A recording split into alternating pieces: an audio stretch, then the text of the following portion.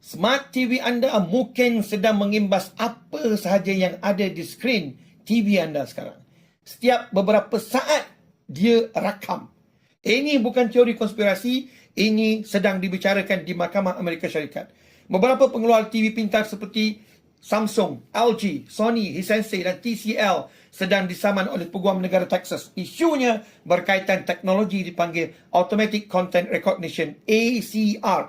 ACR bukan kamera tersembunyi, tapi ia sistem yang mengambil sampel paparan skrin pada sela masa tertentu, menukar sampel itu kepada digital fingerprint, memadamkan dengan pangkalan data kandungan dan menghantar data itu ke pelayan syarikat. Dalam beberapa siaratan dan laporan terdahulu, ada model TV yang didapati melakukan proses pengesanan ini dengan sangat kerap. Setengah laporan menyebut pengimbasan boleh berlaku dalam sela masa sangat pendek, bahkan di bawah 1 saat.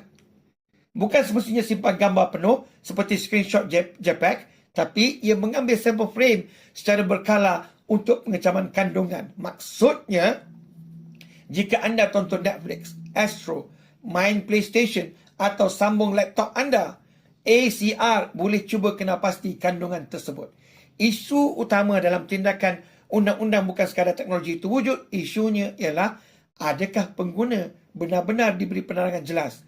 Adakah persetujuan benar-benar informed consent? Adakah data dikongsi dengan pihak ketiga untuk iklan dan broker data? Dalam kes terdahulu, ada syarikat yang pernah membayar penyelesaian kerana pengumpulan data tanpa pendedahan mencukupi. Hari ini, TV bukan hanya peranti paparan, ia adalah platform data. Margin keuntungan perkakasan semakin rendah, data tontonan menjadi aset bernilai tinggi untuk pengiklanan tersasar, analitik pasaran, profil tingkah laku pengguna. TV murah bukan bermaksud murah sepenuhnya.